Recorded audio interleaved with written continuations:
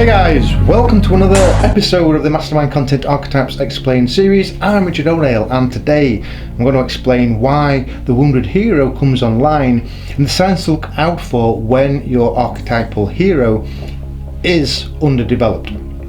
So if you've seen my previous video on this archetype, the hero part 1, you might remember this energy is your get up and go motivator that throws you into challenges even when your ego is resisting. So essentially, the hero gives you the courage to confront your fears. And if you haven't seen the hero part 1 yet, I recommend going back and watching that video before tucking into part 2. The link is in the description below. Now, the reason why it's important to understand when the hero archetype is available to you as a healthy and developed force is so that you can recognize when the hero is available to you when it is underdeveloped, and of course when it's not available at all. So it's not available at all when you don't have the motivation or impetus to take uncomfortable action, or you're too afraid to act in the first place. It's underdeveloped when you act before you think, and both these things can prevent you from achieving your goals successfully. So why does the hero come online, and why do you need to develop this archetype to a level of maturity that works to your advantage? Well, let's deal with the second part of that question first. Why is it important to develop the hero? Well, some people will have access to the energy of the hero, but they may not necessarily use it to their advantage. Now, I'm talking here about outgoing people, extroverted types that appear confident or at least have a false sense of assuredness and confidence, but actually have a deep ingrained insecurity that they are masking with these false beliefs. Now, when you're emotionally insecure, you don't invest your emotions in anything that might cause pain and discomfort further along the line, because subconsciously, anything emotional makes you feel vulnerable. It can often be the case that the wounded hero parading around like a macho man, for example, has not admitted that they are insecure to themselves yet. Now, if you're this type of person, or you know this type of person, you're also likely to make excuses for not being able to do something, but that's because the underlying reason might be that your inner hero is too wounded to go into battle. Which brings me to the first part of the question above. Why does the hero surface in the conscious ego? And the simple answer to this is a fear of failure, which is layered over a fear of rejection. So rejection lies at the root of the wounded hero.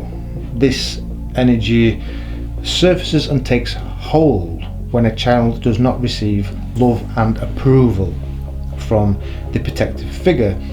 The protective figure being the person that is responsible for providing a child with guidelines and strategies to cope with life, to cope with their environment. And that's usually the father or a father figure, perhaps a grandfather or an uncle or an older brother. And in some cases, actually, it can be the single mother, but whoever the protective figure is, may not possess the relevant skills and knowledge of themselves because they weren't taught by their fathers either. So the wounded hero is an archetype that commonly emerges in adults whose fathers were either absent during their childhood, either through divorce or because they were always at work, or just because they were simply emotionally unavailable. And when the father is absent, whether physically or emotionally, it is harder for a child to develop inner strength and self-discipline. And consequently, you become an insecure adult with a fear of failure and a fear of rejection. And the wounded hero that has a crippling fear of rejection can deny themselves opportunities to advance and succeed in life. Limiting beliefs prevent you from pursuing your ambitions, such as you hesitate to apply for a job that you're well qualified for, but have such self-doubt that you make excuses and put off actually applying, because the real issue is you're afraid that your application will be rejected, and the poor self-image that you have of yourself that you are hopeless will be confirmed. So tackling self-doubt and limiting beliefs is a subconscious program that you need to upgrade in order to heal the wounded hero.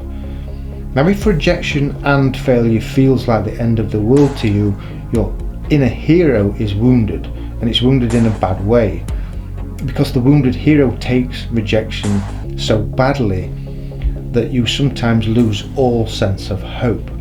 And what's more, because the wounded hero feels devalued and ill-treated, you feel the need to protect your fragile internal structure by adopting a defensive attitude. You may even rebel against people in the form of vindictiveness, revenge and violence. Well, there is an unconscious need here to have power or one-upmanship over the other person, because you cannot bear to feel defeated or as though you are being controlled. Thus, an obvious symptom in people that have a dominant hero archetype are those people that anger quickly, or they often feel restless and become easily frustrated. Also, if you have violent tendencies or sometimes are overcome by the proverbial red mist, you need to honour your inner hero.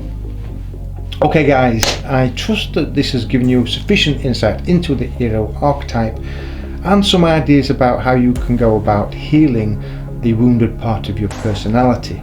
And if you do need more guidance, then sign up for the Mastermind Content Essential Self-Development Program, which gives you access to profound insights of human nature and easy to use tools that help you to integrate the repressed aspects of your personality, including the hero archetype. And don't forget to join me again next week for part 3 of the hero, when we delve into the symbolism of this archetype. And you don't want to miss that. I'm Richard O'Dale, and this is Mastermind Content. I'll catch you later.